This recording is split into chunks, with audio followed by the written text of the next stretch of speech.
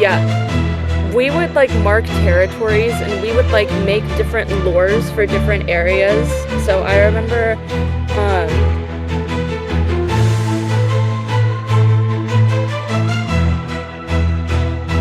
I feel like the biggest thing that I struggle with would be just like trusting my gut instinct as an actor.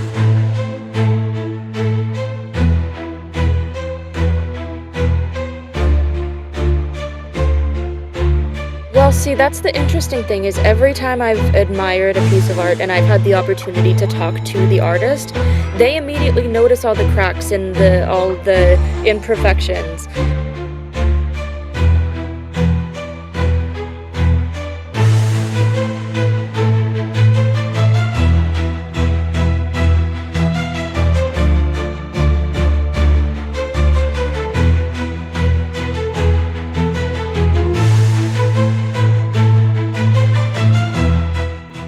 Hello, Maren. How is it going today? Good, good, good. We are straight vibing. How are you? Well, we're good in consideration of the fact that last time we tried to do this interview, I made a mistake. I mixed all of the audio tracks unintentionally, kind of overlapping everything. We also had Mario Party 6 happening at the time, which we don't right now. But in that original recording, it was kind of this nightmarish mix of me whispering, you answering questions that seemed to come out of nowhere, and then Mario going, wahoo! And it was confusing to try and edit correctly. So this time, all the audio tracks are correctly and we're kind of going to rehash the interview, give some Yay. big overviews, and do this right. I believe in us really hard. Me too. Well, I believe in you. I'll see how I feel about myself after this. Believe in the me that believes in you. Perfect. All right. So, Maren, you're a relative newcomer to the world of voice acting, from what I understand. As well, you joined on the line at a time where you had to perform a lot of extra roles, characters that had one or two scene appearances. What do you feel like is the biggest challenge in approaching those roles, and how did you personally overcome whatever challenges you did encounter? I think, I mean, initially the biggest challenge was finding my footing in terms of like the tone of the production as a whole, because I did come in relatively late. I think the first time I came in was like chapter 12 or something out of 20. So there was already an established rapport, an established rhythm, like all these things that I knew nothing about. As well as from a character perspective, right? There are pros and cons to being extras versus being like main characters. The biggest difference, of course, being you don't get to really dive into the psychology of everybody the same way that you would if it were a main character. The trade off, of course, and what I love about being extras is it's never the same moment to moment, and you get to jump in and out very quickly and try something new. And, sometimes things are going to work, sometimes things won't, and you won't necessarily have that same feeling of like, oh, my character wouldn't do that. My characters are vibing straight up. They're here for fun, they're here for a great time, and then that's it. So, Yeah. pros and cons. I remember talking to Nancy a lot about it in terms of getting my footing. Nancy plays Ilkat. Um, so she was really, really helpful to me in that regard for sure. Right on. Yeah, I could see the element of not being able to dive too much into how does this person react in multiple situations. So you kind of have to consider what it would be every time, even if you only get to show it the once or twice that it actually happens. Yeah. Do you think that's something long term you would like to specialize in, or would you rather move into a role where you're handling singular characters over long term? And you know what? My dog is going to make a cameo because he sounds like he has something to say. Yes, I value his input so sincerely.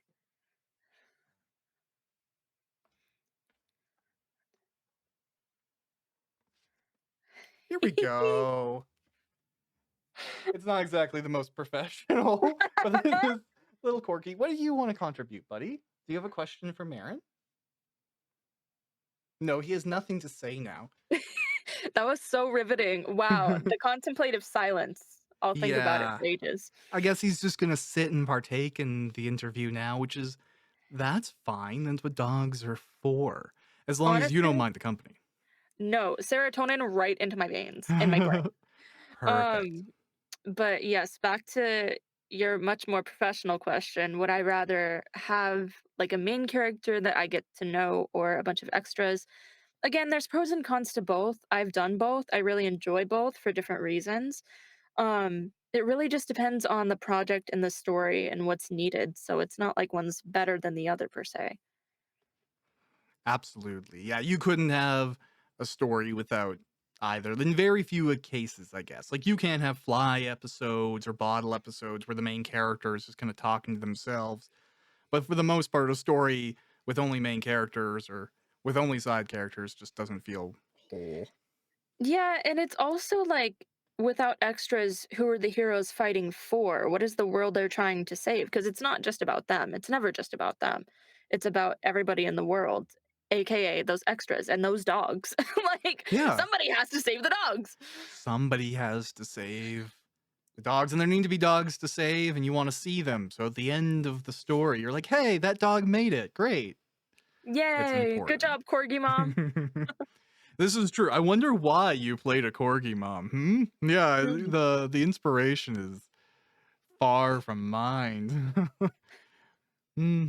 Now that being said, on the line is it's inherently a story about MMORPGs, video games in general. In our previous original interview, you had mentioned being inspired by Fire Emblem. Mhm. But as you are today, like literally this moment, if you were to take on a character from that series, who do you think you would like to play? Ah, wait. So in terms of like their story arc, or in terms of like, Like tomorrow, a wizard comes out of your closet. Don't worry, it's not scary. He's clothed. He comes out of your closet and he asks you, do you want to go back in time? I will give you any role throughout the entirety of the game, and you get to be that person instead of the person who was. Who do you think you could do justice? oh God. I mean, it's not about doing justice, but like selfishly, I would definitely say Lucina, Okay. in Awakening, because she has a very specific line read in a very specific scene, about halfway, maybe three quarters through the game, and you figure out why she is the way that she is. And she just has this line that says, "You can't let these things win. Pick up a sword and fight." And Laura Bailey's delivery, the first time I played it, I got full body chills. So I was like, it's what really got me into VO as a whole, is that specific line read. Like, I have to make people feel this way. Like, that's what I want to do with my life. So, Lucina, easy. Lucina, great. Also, a very good character in the later Smash picks, so kind of a win-win, no matter which way you slice it. Yeah, yep. Do you feel like there's a character, and this could be from Fire Emblem, but this could be from any video game that you may admire that has good voice acting or voice acting you're interested in? Is there a character that is out there that you like, but you feel like you aren't ready for yet if you were to do it tomorrow? Oh, most of them. In the sense that, like, a huge part of this industry, at least thus far, since I'm pretty new, is people just taking chances because nobody knows who I am. I'm new to the game. Um, it's other people being kind enough to bring me on and wanting to tell these stories. And Yeah, initially, any project is going to be scary because you have to find your footing and you have to, do all those things with any new project. So there's not one particular character that's jumping to mind, although of course, like any AAA game, like you throw me in a room with Laura Bailey, Erica Lindbeck, like I will lose my mind. Um, yeah, the greats like that. But um, yeah, fair enough. I don't ever really feel ready for any of the characters until I start doing it and figuring them out. I think that's the sign of somebody who actually understands, like, what it means to undertake something. Because I feel like, there's tons of sayings where, like, a master knows everything about one thing, is conversational in another, and observes a third, but a fool thinks they know all three. And, Hmm. like, leaving room for that, I'll figure it out when I get there, is probably the most realistic, like, approach. Yeah, and it also like this is something for context. I got my degree in film and theater, and that's something that our teachers like really bashed into our skulls is if you come with any sort of preconceived notion of who this character is, first of all, as the director, you're not letting me do my job, right? You're Mhm. sacrificing my vision. And second, like that's disregarding everybody else in the room. You know, your actor may your co-star, so to speak, may say something that completely influences how you see your character. And if you close yourself off because you think that your read is the best, what are you here for? Like talk to a wall, you know, instead of a human. Yeah, absolutely. Have a one-person podcast where it's just a blog, basically. Write a blog. That's Yeah. that's the advice for that situation. Hmm. No, that's fair. Now, you had mentioned really liking Laura Bailey. Removing her from the equation, since it seems like the Uh-huh. obvious answer, who Yes. is a voice actor that you would love to work with and feel like you would have a lot to learn from? Like, based on what you want to be good at, not just like this person's famous and they're pretty. Like, Right, because right. then it's obviously Keanu Reeves. Real. Um I mean, the 2 that are coming to mind as far as, like, voice acting in particular, Erica Lindbeck, Jeremy Lee, for sure. I do also have to add Cassandra Lee Morris because we are birthday twins, April 19th, so she has to be part of that list. Um, I think in terms of, like, film, I've been compared to Meryl Streep, which is wild to me. Um, Angelina Jolie, like, there's so many captivating women. Like, I can't I actually can't. Ugh. Yeah, it's a we're in a very, like, lucky place when it comes to creativity because there's just a lot of, like, excellence shown in all of the different kind of walks of life, perspectives, or whatever orientations and definitions people wanna give themselves. There's kind of an exemplary option in a lot of those ways, which is fantastic. Like, there's even, like, my own little diatribe. If you ever read the comics of Invincible, they've changed the race of the main family, the 2 characters, but the actors they brought on were of that ethnicity, and it added so much to the role that the new adaptation versions actually beat out the comic versions. They just have additional depth. Story beats hit harder because of these implications and these histories they can draw upon. So it's like it's such a cool time where stories like that can happen and they can be better, they can be positive. Uh, do you have any actors that maybe you would be wary of working with? Is there anyone you Uh, think like that would be bad for me and my personality? Because I don't know. Here's why I asked the question. I probably would dive into any like crazy situation just to see how I feel about it. But would you pass on an opportunity? Maybe not with anybody specific, but would you pass on an opportunity if you felt like you didn't mesh with the people, even if it could be a cool opportunity? yeah, I mean, I think ultimately that's more the business side of the entertainment industry is you have to strike a balance over time of putting yourself in rooms of opportunity, but also thinking about your long-term brand, so to speak, right? So if I don't mesh well with people and if I can't even be cordial with those people, it could be for a million different reasons. So I'm not going to put out one situation or the other or anything like that. Um, Totally.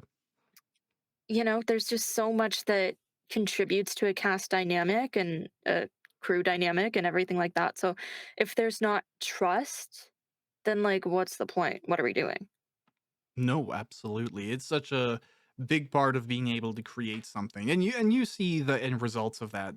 Actors who feel like they are in like a family for lack Yeah. of a better term, or who, you look at the Starship Troopers scene where the director was naked because all the actors were in the shower scene. And that camaraderie can actually bring something out in you, not to Hmm. mean that every scene has to be like that one. But Yeah. yeah, it is important. I see what you're saying. As it Hmm. relates to something we were talking about last time, we discussed studying people in your life from different paths and progressions. You mentioned that you grew up in an incredibly religious area, but you aren't yourself. Hmm.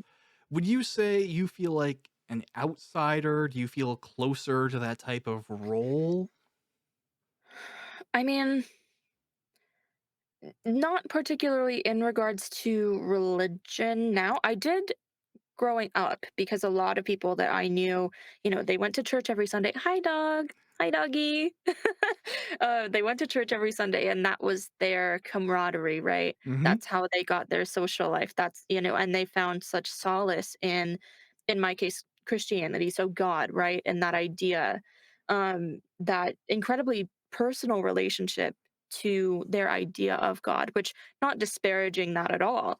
I just never felt connected to it. Um, Now, I mean, I think everybody feels like an outsider in their own way because it's scary being wholly understood. And I don't think if I were to meet a human who like 100% truly understands me, I would be terrified of what they would do because that's just a different kind of vulnerability that's required. Um, but yeah, I mean, I think now one of the things, Josh, that you told me when I first hopped on the cast was that you remind me of your title, but it was something about, was it a grief counselor or was it something else? Yeah, the first bit of education I did, after high school was, bereavement and grief therapy, absolutely. And that's what it was. Yeah, and something that I think is just part of the human experience, especially, now with all the craziness in the world, we are all kind of grieving in our own ways for different reasons, different kinds of losses and different gains and so in that sense, I've surrounded myself now with people who understand that and are willing to have two-way conversations surrounding that and be uncomfortable with me in that regard. So I wouldn't say I feel like an outsider in those same ways now, but I think part of the human experience is to be an outsider. That's an interesting observation because, like, for me, I to me, it seems like the normal experience is to fit into some sort of group. And it is like there are true outliers. Like, but I guess it all depends on how true to a community you feel like you have found. I feel Mm. like I keep on trying different rooms and like I can have some chips and share a drink and stuff like that, but ultimately they're still not my rooms. And Yeah. I'm running out of doors. So that's more my experience, but I'm glad to hear that maybe you're in a way where that's, something you've either overcome or conquered, which is probably for the best. Y Uh, I mean, I like your door analogy though, because I mean, that goes to everybody else's experience, right? Like, imagine if you were in a room and you felt like you found your room, like finally you found your room, and you still have to leave at a certain point. Like, you have to go to different rooms, you have to do different things, and that shift from being so entirely seen and understood to being alone from time to time, going back to rooms where you can be cordial, but that's not your room, like that shift is so almost jarring. it is actually, and Yeah. maybe there's something interesting to get your perspective on it. Because I've had situations even with like figures of authority or something like that, and maybe even situations where I have been very like clear about my own mental condition. Like I've been in situations where I'm like, "Hey, I don't like it either, but I have an anxiety disorder, which means I react badly to certain things and I have to use interventions on my side to deal Mhm. with that. If you see me reacting well to something, that doesn't mean it doesn't bug me. It just means the intervention worked. I don't like being in situations where I overtly need to use those interventions. It's just exhausting.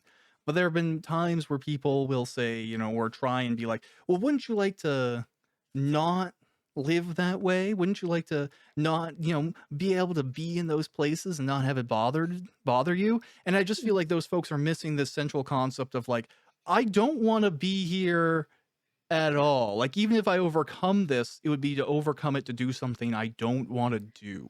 Yeah. Do you feel like there's value in that process? Or should people try and succeed in the spheres they like being in? It really just depends on the ultimate goal for what you want your life to be. Like, for example, if I were to walk into a room with a bunch of actors, right? I would be scared, terrified out of my mind. Going back to that imposter syndrome of like, do I deserve to be here? But one way or another, I ended up in that room, right? Yep. So that anxiety is a good anxiety that would like propel me forward. And, picking the brains of the different actors there, not necessarily how did you get your start, but like realistically, when we get to the nuts and bolts of it, not in a PR way, but like what made you you, you know? Versus if I were to be in a room with like a pro swimmer, I have a phobia of water. No, thank you. So I'm going to walk out of that room. Sure. I don't want to Yeah. be there. Exactly. Yeah. Nobody's gonna build you up to go swimming in the middle of the ocean because you're like, I don't even want to succeed here. Stop. Yeah, Yeah, that makes absolute sense. Yeah, it's interesting nowadays too because we're in a situation where like even relative niches because of the internet and the exposure and just the size of the population, a little niche could be like $1 million industry just because of mhm, how many people could potentially be passionately involved in it. Even if it's like 100 rich guys. Like it's possible that that's a thing nowadays. It's yeah, tough to pick where you want to live. Do for you sure. think that you would always want to stay in the world of like, if you only got to pick one, you could work video games, you could do animation, you could do film, and you only get to do one for whatever reason. You upset a Oh, gypsy or something. I would say video games because video games are the medium that made me want to be an actor in general. And secondly, I feel like there's just such a wide spectrum of games now that you get to incorporate all three, right? You have games like the Persona series that are very anime-esque. You also have games where mocap is involved, so it is more of an on-camera experience for the Very actors, true. and all kinds of MMOs like on the line if it were a true game. So you really get the full depth and breadth of what it means to be an actor, in my opinion, by video games. No, that's fair. You know what? This raises an interesting question because without going into any spoilers, there's the recently being released X-Men 90s continuation of that old animation. And they brought back a fair amount of the original voice cast, but some people they didn't. And the reason they didn't bring them back was because the role required motion capture and the state of the person was only being able to do voice work. What do you feel about that as it relates to the future of the industry? Like, would it break your heart to be able to capture a character and voice, but not be able to potentially do what they need mocap wise? That's super tough because you establish a different relationship with each of the characters in every production and every cast and all these things. Um, but I mean, as an actor, you pour yourself into everything you do. You have to. So of course, there's always going to be that little grief, if you will, of that's my character, that's my baby, and I won't be able to occupy them in the same way. Yep, That is a bummer for sure. But again, there is an understanding of like that's what the project needs.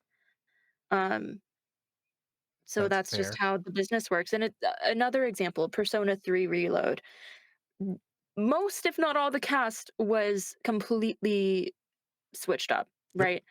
And everybody from what I've seen, every actor just has an innate understanding of that's what the business is. Of course, I would love to reoccupy this character, but X actor is also killing it. So, like, Yeah. why are we trying to start Twitter beef over nothing? Oh, yeah. Makes no sense. And sometimes it's important to pass on a role and like let somebody else have another take. That can be like part of the fun of contributing to this like history of the character, Mhm. Harley Quinn or whoever you want to point at. Everyone's different take is kind of fun to examine and Yeah. consider. Mhm. Is there any games just because you mentioned obviously video games inspired you to become voice acting, that's the pick, that's the one you wouldn't give up. Is Mhm. there a game that didn't have voice acting that you would like to give voice acting for? Or if you could manifest it, a project you want to contribute to? This is crazy, and I only say this because my sibling and I play it all the time and we add our own voices. Sure. But genuinely, Splatoon. Splatoon would be so fun. When we downloaded the DLC, um, no spoilers, but the main villain, I as soon as I saw them, I was like, I have a voice and I have to read for this character. And so I created like the wackiest voice. Honestly, I'm sad that I didn't utilize it in On the Line, but maybe eventually one day the voice will Maybe. make a comeback. Um, but yeah, Splatoon would be fascinating, I think. You can play a lot with Post too to make it that more like garbled, like underwatery sound. I just think it'd be fascinating. Yeah, that's like a very high energy game to have to do. Like, I don't even think my personality goes to that level of energetic and exuberant. Like, I could maybe write lines for it, but I would 100% have to pass it off onto somebody else. So kudos to you there. That's Yeah. the way to I was go. also a camp counselor for years, so high energy is kind of my comfort zone. That's fair. I've done actually a fair amount of like volunteering for camps and helping run those things, but I was kind of like the gruff guy that taught you how to sleep in a garbage bag hung in the trees. Like I was not really the cheer you up around table guy. I was like, Right. oh, find me in the woods after dark. More that was more The my camp survivalist. guidance Yeah. style. Um, anyways, that's fine. So Mhm. let's think about we'll change paces into a new base of questions. Me personally, I feel like when it comes to writing and my books and stuff like that, it's really important to disregard the audience. And I'll clarify what I mean here. Just like if you're passionate about something, I feel like allowing too much influence from outside sources, from possible audiences, from possible readers, kind of corrupts what you want to create. And that to me ruin something or I Mm. lose passion for wanting to create that. But as an actor, you're required to take feedback from multiple places to create the art that you create. What is your process for considering the character, the story, and then the members of production like the director when you're performing a line and or working a scene? Right. So this is where my degree comes in handy because I majored in film, minored in theater because there wasn't really an option to do the opposite, at least where I went to school. But I found that to be beneficial because I saw behind the scenes of like the different lenses of how different cast and crew members, different directing styles, how they all viewed actors. So I got really comfortable kind of bridging those mindsets together. You know, what about this script makes it easy for an actor to read or relate to? What is it about this shot, this style of, zoom or pan or tilt or whatever, that supports what the actor is bringing to the table? What works in this particular medium that wouldn't work if we were to change mediums? Um, and I forgot the rest of your question. I'm so sorry. That's okay. So it's what is your process for considering the character, the Mhm. story, and the members of production when you're performing a line or working a scene? Right. So the really nice thing about acting, like when we get down to the nitty gritty of it, having the technical understanding that I do is beneficial leading up to it. But when I'm doing the thing, all of that goes away because the only moment that matters is right here, right now. Right.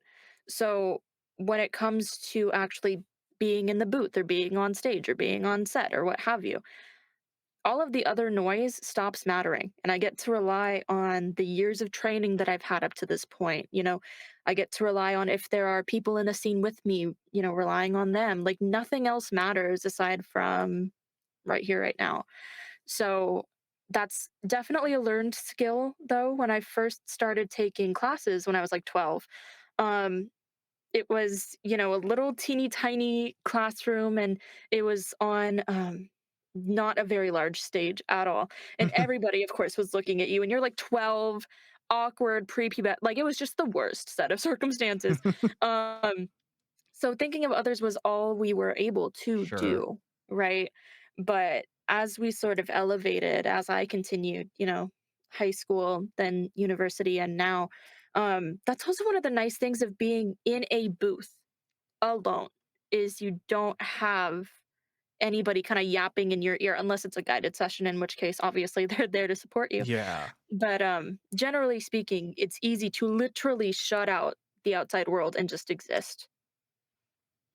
Absolutely. So it seems like largely you're able to kind of diffuse all of that Mhm. feedback through your technical understanding and then just kind of handle it as is. So you know how to Yeah. make it not so overwhelming. Is there a single example of that technical understanding that maybe somebody who doesn't have it could use or keep as a tenant to keep in mind?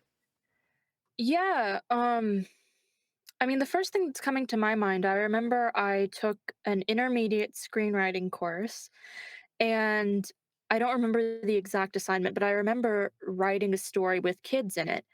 And we had a one on one meeting with our professor as he gave us feedback for the story.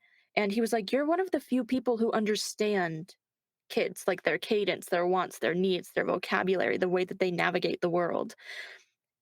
And I was like, that's a weird compliment. Doesn't everybody, like, if they people watch enough, don't they understand? No. I No. went ahead and played Fire Emblem Shadows of Valentia shortly after that conversation. And the epilogue, or sorry, not the epilogue, the first the beginning part, prelude, pre- words? Um the beginning part, like, they did not speak as children would. I remember one of the lines was, "I'm sorry my first words to you were so unkind." What 8-year-old speaks that way? Point me to one, a singular, right? So just things like that of understanding how to write lines, because if your script is weak, that's the foundation of everything. So I guess I would say just be open to different experiences and watch how the world works so that you know the anchors of authenticity that you can then pull into the stories that you want to create. Absolutely. And it brings to mind an important point too is that like very few arts are based in a single discipline. Like acting No. is Yeah. obviously elements of psychology and sociology. It's like taking time to stare at the people at the next table when you're getting coffee. Like there's so many different aspects of it and script writing can help you know how to interpret how somebody has given you something or what Mhm. could work in a scene. I think there's tons of actors who went to later go on to be ghostwriters or script doctors just because they spent so much time seeing what works and what doesn't work that they can rejig and fit it to the right place. Mhm. Do you think that's something that you would ever want to do later in your career, or would you rather take on the sort of like legacy role that some celebrities have now? And like as an example, like I'm thinking like Jeff Goldblum, who more or less has license to play himself whenever he pops up. Would you like to do that, or would you like to sink into the scenes and help things and projects with a more invisible hand? I mean, my response to that is why not both, you know? Yeah. If I have the opportunity to do both, that's that's really ultimately my goal is I love to write. I haven't written in a long time, but we're not going to talk about that part. Um I I just love the process of creating, and to your point, like there's so many different disciplines that feed into each other that it's never a boring process no matter which way you slice it. Mhm. Like acting bleeds into psychology, which bleeds into neurology, which bleeds into anatomy and physiology, which bleeds back into, all of these other things, right? Yeah, at the end of the day, Um it's all math. If you go it's at the very far back, it's math. At the end of it, it's all math, but yes. yes. If we think about it hard enough, everything is just zeros and ones. Exactly. Um but yeah, no, it my answer to that is why not both? Because if you can be both, why not? No, absolutely. That is to say, voice acting and acting in general, or really any creative pursuit, is incredibly challenging. Most of the people who find mainstream success came from rich parents, had connections that the average person could never dream of.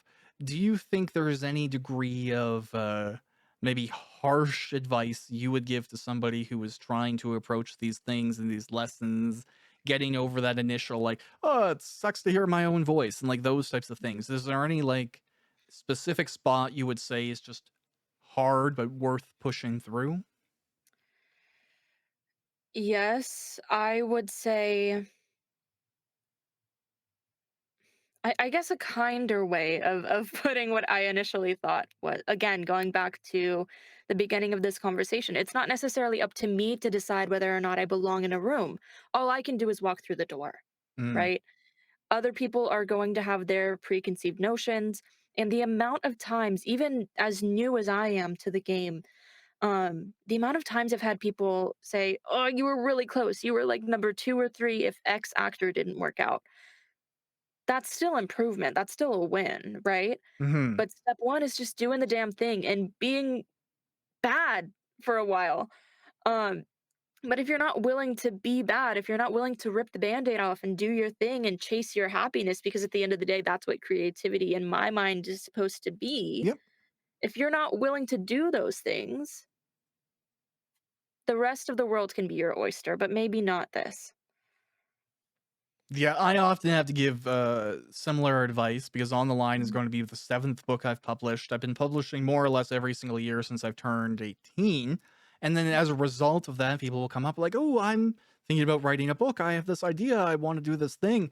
And earlier in my life, I would try and be more helpful in my reaction, like, "Ooh, send me some stuff. I'll do some reading for you." But now I'm just like, "That's great, but ideas are not books." Like, there's a lot Right. of sitting there and writing and rewriting and putting in thousands of words day after day after day after day, even when you feel like maybe a scene isn't working or you don't know where to go with a Mhm. chapter. You have to devise techniques and approaches to overcome that, and you need to constantly do it, and it's tough and it's not rewarding and no one is going to make you do it. And that's kind of where that reaction from me comes from now. Do you feel like there's anything in the world of voice acting or acting where it's just a lot of like you just got to do it a bunch and then eventually it'll stuck less? Like do you relate to that experience at all? 100%. Nobody is going to save you. That's just Mhm. the harshest thing.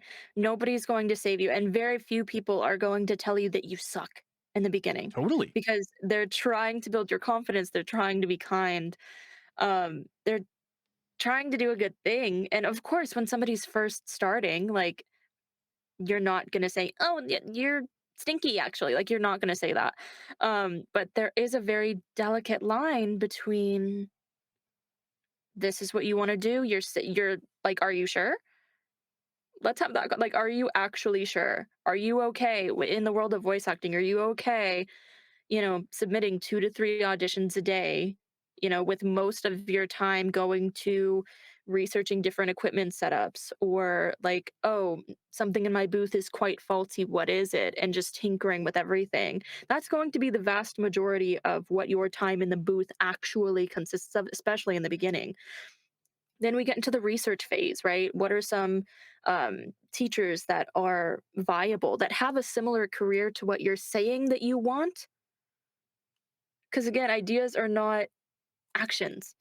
Mhm. Um, and these are things, of course, and I'm sure you relate to this as well. Like it's easy to say these things and it's so much harder to actualize them, right?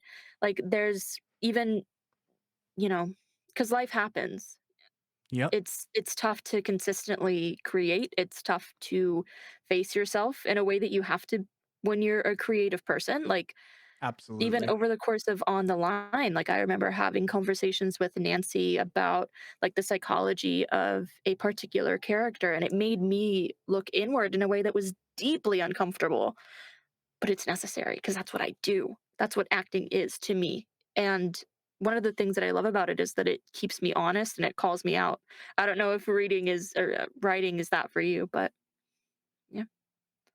No, it definitely is. I mean, it's very, very tough to, at least I feel, be full of shit when you're constantly writing and looking and examining what you're saying. Like, even if you're gonna have, like, a big loud opinion, you're gonna be like, "Well, That's a loud opinion. It's very hard to not see it when you have to read it back and edit it and go through, like, "Should I put a comma here in my expletive-driven rant?" Like, it does, especially, like, me as someone who was, like, an angrier person when I was younger. I still have anger, but I'm working on it. It's much better than it used to be, and, like, rereading my old stuff, it's like, I'm glad I put this onto paper compared Yeah. to ever doing anything with that, like, frustration and misunderstanding. Uh It's definitely it does make you challenge yourself and question what you're doing, where you're at, what you wanna be, but I also feel like that's such a benefit of art is that it is reflective. Like, if you don't like what you're creating, that's such a useful piece of information if you can get over the fact that maybe it hurts a little bit initially. Yeah. And going back to your comment of like, I hate my own voice. What is it about it that you hate? Because typically there's something underlying there of like, do you hear the insincerity? Do you hear the nerves? Do you hear like what is it that you're hearing that you don't like? Because there's typically a psychological tool underneath that. Or, maybe in your case, if somebody were to do like a writing exercise of like write something in 30 minutes and under that kind of time crunch of I have to make something and I have to make it good. That's a big thing for beginners. Everything I do has Yeah. to be good. Everything has to turn to gold. Uh I hate to break it to you, but even your role models make really shitty stuff sometimes. Oh, yeah. And just Absolutely. be okay with that. And it's uncomfortable, because you don't want to be bad, but you have to be bad to be halfway decent. Yeah, and it's really important to be honest with yourself too, because there's tons of examples of like in the writing world of authors who put together something that was, in the modern vernacular, straight fire, I believe is the conversion. And what it would be is they don't see it as valuable, they don't think it's worthwhile. Stephen King famously threw away Cujo, I believe it was, and his wife had to rescue it from the garbage can. It's important to like be honest with yourself so that you can feel your successes and your failures compared to just being like, I'm either perfect or everything sucks. Like that's not a Right. healthy human place to live, and it's not a No, good place to create art from either. no. And at that point, it's important that the people in your room also keep you honest. You need to have somebody that's going to save your cherished work from the garbage bin, but you also need to have somebody that's, this is not your best. This is not your best. And I know you can do better than this. And I'm Yeah. not going to guide you beyond that because that would be me stifling your process. But Oh, absolutely. That's something like I tell when I am talking to other writers or creators, like get feedback, but then stop after you've gotten the feedback. Don't ask what would you do, what would you Mhm. change here, because none of that information is going to be actually useful. It might even hurt you. Just get Right. this scene felt weird, or I didn't understand this, and then fuck off and then do something with it. But don't let somebody write the scene for you or whatever it is, because that will hurt it. It's still supposed to be you. For acting, I'm going to push back on that just a Sure, smidge please. because, yeah, directors, I mean, that's kind of their job, right? Is they Yeah, have the different main roles. vision. And, if they say, let's try fill in the blank, you can try it and it may be better than what you imagined. It may be directly opposed to anything you ever thought you would do. And ultimately, it's up to the director to make that call, right? Yeah, It stops being about us as actors because we're here to serve the greater purpose, right? sure. Um, but yeah, I definitely see where you're coming from in terms of being a writer because you are mostly there like for yourself in a way that acting is a more collaborative effort more often than not. So it's just a different experience. No, absolutely. And even then, like when it comes to the feedback that I'm talking about, like if somebody was to say like this comes across too aggressive or this is Mhm. too scary, like I still think that's valuable. But if somebody's like this is too scary and you should add a clown and some weird music like that, don't that's where you cut the line and start to process more properly. Now, Yeah, go and ahead. it's also like think about the people that you're receiving feedback from. Mm, Because are they achieving what you want to achieve? Are they somebody who you would want to emulate? Are they somebody that you respect? Or is it like, weed smoker 420 on Reddit? Like yeah. different perspectives for sure. No, totally. Never, like, take feedback from someone you're not jealous of, in my mind. Mhm. Like, really, that's the way to do it. Because if it's Yeah. somebody that, like, whatever. I was gonna make an anecdote that if somebody watched this, that would hurt their feelings, so I'm not going to. That's not nice. Yeah. They'll never watch this. Um, You never know. This may go viral in like 10 years. wow. Then somebody will just wonder. Perfect. I'll leave it a mystery of, niche Canadian author questions. Oh. When it comes to your art, if we were to look at things into like a broad perspective, like if I'm remembered at all, I'll probably be remembered as that odd guy, and that's fine. Mhm. That's totally okay with me. What would you like your overall kind of impression, if you get to make one, to be? Is there anything you want to work towards specifically or achieve with acting? Yeah, I don't know a lot of actors who have physical disabilities. So I would say my biggest legacy, if you want to call it that, I would love to be that sort of positive representation, especially because like I have cerebral palsy, right? So a lot of people have this very specific image of what cerebral palsy is, and that's not the entire reality. Everything in the world is on a spectrum, and just because I have a disability doesn't mean I can't also kick ass. So that's really what I would want to um, have the main takeaway of my career should I be lucky enough to get to that point. That's what I would want it to be. Yeah, absolutely. Stories like that are always like fantastic. Recent example of the lead actress who got to play a role in the show Echo, who is both Mhm. deaf and paraplegic, or not paraplegic, but lost a leg. I forgot the correct term there. Oh, But double handicaps there, and still manages to do incredible action choreography, and then carry the drama of the scenes, and then still mesh amputee. in. Hmm? We got it. Yeah, amputee. There we go. Amputee. There we go. It's just silliness. There's Yeah. no harm intended. Although just completely it's from like my writer brain is like what a weird character would be to be someone who's prejudiced against amputees, right? Like you would have to have such a weird origin story to be that type of villain. Like Yeah. I don't even know. I'm Anyways. sorry. I didn't mean to cut you off. I was thinking of No, the word totally and then I valid. remembered it. Yeah. Yeah, I was like, no, she's definitely not paraplegic. Although that would make the action scenes that much more impressive. So I don't know. Yeah.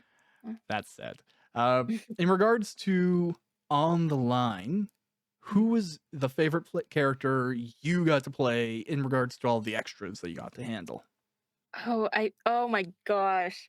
So my first answer was gonna be Corgi Mom, just because she was there for 2 episodes, so it was nice to be able to, like, drop back into somebody. Yeah. But I think most realistically, I don't remember, like, the name of her character per se, but the Christian coded mom, Hmm. um, just because, like, again, Southern, I grew up in Texas, like, I know her, I understand her. I would never be her, but I understand her. So it was fun to be able to like dip my toes in that pool, so to speak.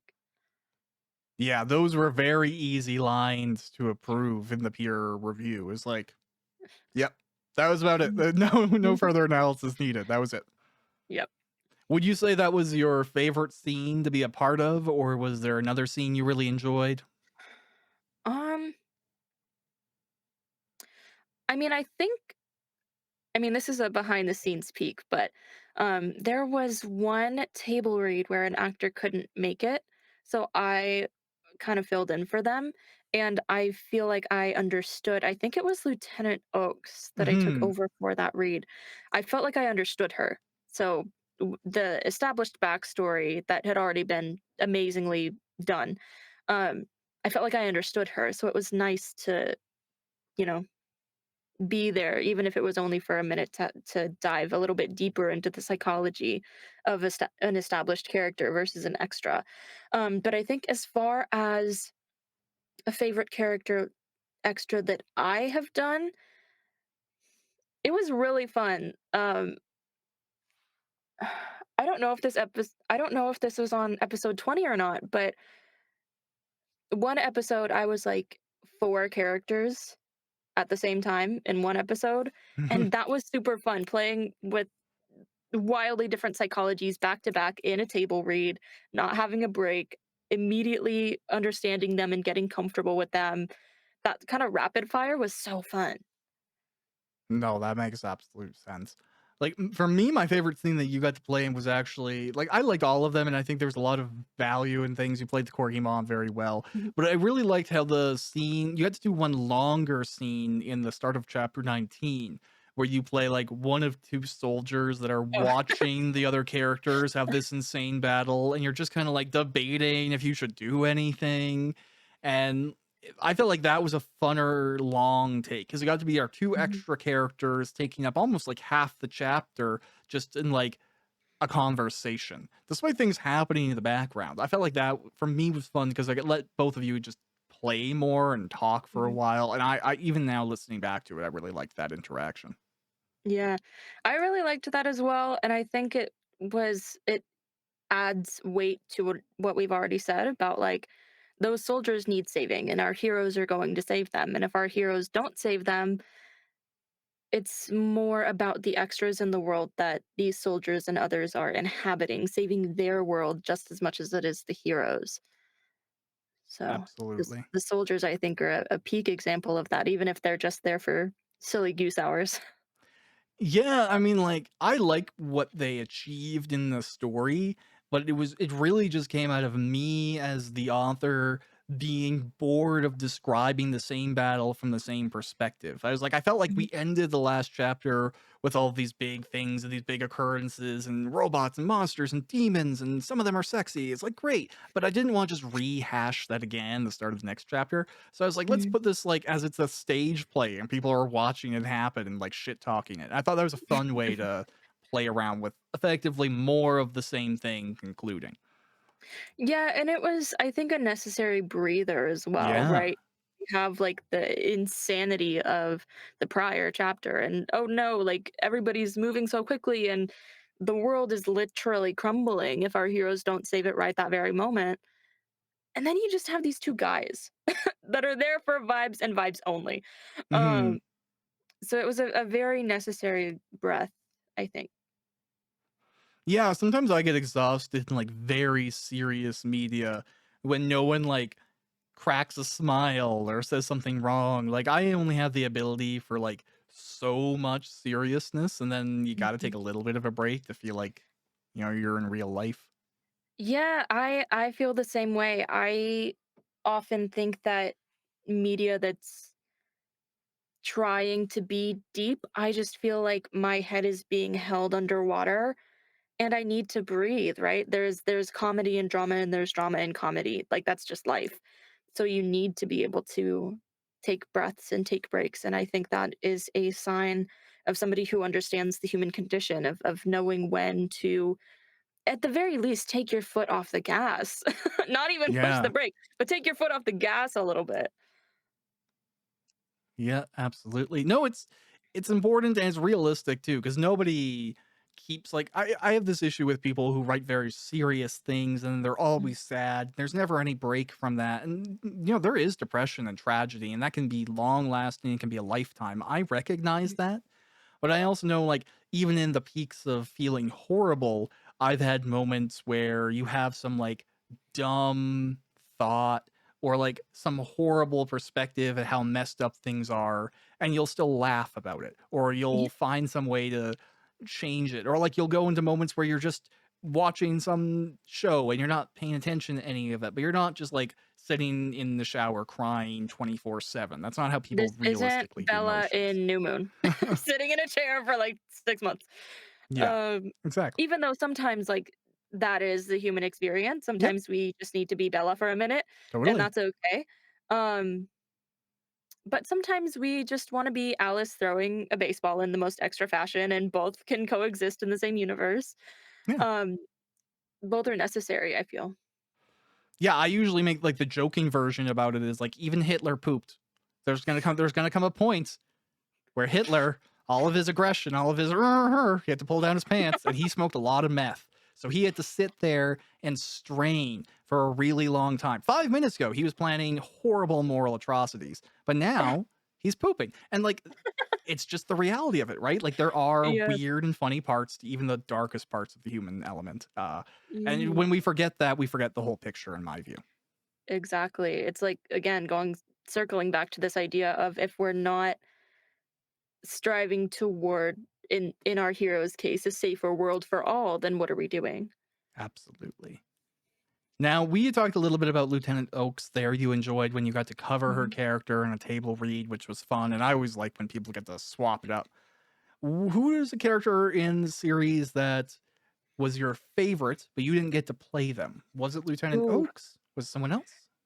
Ooh, it was either Lieutenant Oaks or Ilkat, which, like, those respective actors did a phenomenal job. I'm not saying I want to come for them, but I think I understand their characters, and I think, the other actors did a phenomenal job of making them human instead of just, oh, here's another character that exists in the world. So probably those two. Yeah, I felt like they had a very believable relationship, and they were the only actors that were challenged with anything that approached kind of like a romantic entanglement, Mhm. and it was very new. There was a lot of different personality dynamics there, so I agree. That was always a fun one, chapter to chapter, to see how they approached it. Yeah, absolutely. Mhm. Now, in regards to stories in general, are there any themes right now that you feel like aren't being discussed enough in popular media? Is there anything that you feel like is being missed? Yeah, I circling back to the idea of having a disability, I have seen so many stories, and I am so tired of the entire character being disabled, and that's it, that's all. We're just drowning in their grief and their sorrow Totally. for forever. Um, there are another thing, the disabled characters, they're either just big sad all the time, or they have superpowers, which, look, Toph Beifong is the exception. I love Toph Beifong. I Yeah, love she's everything wholly about her. character. Yeah, 100%. But I think those two stereotypes are just kind of played out in the sense of, like, we've seen it, we've experienced it. It's time to let people with disabilities be whole Yeah. instead of what we've seen the vast majority of the time. What about their joy? What about their loss? It's the exact same as anybody who is able bodied. It just has to look different because we navigate the world differently because we have to. Um, and slash, or alternatively, how much more comfortable would a disabled person be able to be in an accessible environment? And I don't just mean ramps, I mean like lower sinks, wider bathroom stalls, lower beds, like, all of the little things that if you don't have a disability or that's not on your radar at all, you Yeah. wouldn't think about. How much more comfortable would someone be if they didn't have to constantly have the filter of, will my wheelchair fit through this very narrow Y door frame, Or even or if like can I get whatever. into the room? Can I get out any way other than backwards? Because that's an issue too.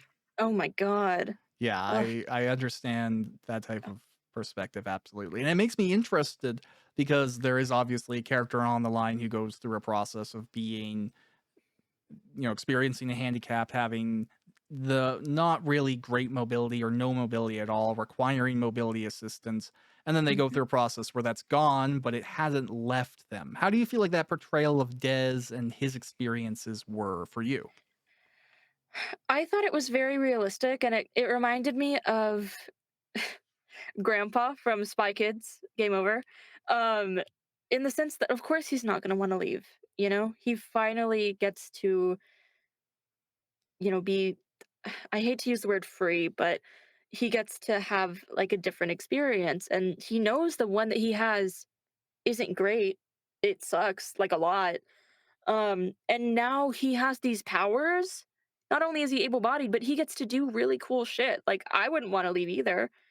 And so I think that aspect of his character in particular was very realistically handled. And I do remember asking you about it over one of the table reads of, like, what's the origin of these characters in your brain? Like, where did they come from? Where are they going? Mhm. Cotton Eye Joe, something, something. But realistically, like, where I want to turn it on you actually. Out of the billions and millions of things that you could have written about, what is it about on the line that stuck? I don't know, I guess the reality of it is I don't really participate in regular communities, and like we were talking about before, multiple rooms, different doors. I've tried a lot of rooms, I've gone through a lot of doors, and I never felt like I was really truly welcome in any of them, or even if I was in a group of people, I still felt like the outsider. Yeah. And because of that, I've always fallen into the escapism of video games, MMOs, always just trying to find new worlds to be in and exist in because I don't really feel like I fit in this one. I don't really Yeah. blame anyone for that. It's just I want things that aren't easy to achieve or aren't possible to achieve here. So I've spent a lot of time in video games. I spent a lot of time telling myself stories and imagining interactions that I would like to have. And Mm. then, of course, there's like a huge resurgence, I guess we'll say, of the isekai genre right now. And I kind of wanted to invert that. Is, what if the onion turned inside out instead of Mhm. everyone's stuck in a game? What if the game is now real life? And I thought about really funny enough my mom, because like her whole visualization of what a video game is like the fishing mechanic in Ocarina of Time. Like that is what she thinks video games are, more or less. And she Mhm. knows there's more to it, but I don't think she understands the depth and the level and the complexity these systems go to. And I just thought she would find a way to do things, but it would be hilarious to watch her figure it out. And Mhm. then, when you're planning a plot, you think about obviously, I'm not going to write a story about my mom in a video game. That could be funny, but I don't think it could Right. fill 20 chapters. And so I thought more about the people who would be in this place. How do I feel about it? Why do people get Mhm. stuck in these places? Why do people give so much of their time to these virtual environments? And who would they be? Because I feel like a lot of folks I know pick other worlds, and I Yeah. wanted to write about that. Yeah. Makes total sense. And I mean, actors live in other worlds, so it's kind of a Yeah, marrying of different creative styles for sure that you've created. definitely. And I think everyone has like a different preference. I think the story kinda corroborates it, but I don't like this world. There's lots of things that I just feel are wrong and don't Mm. work, and too many ships are getting sunk so that a few people can feel like they're artificially higher than the others, and I don't really love that. Yeah. But there's no way in the current system to approach addressing that other than Mm. a total reshake. So maybe there's just some comfort in thinking that everything that sucks now could get broken. Yeah. Yeah.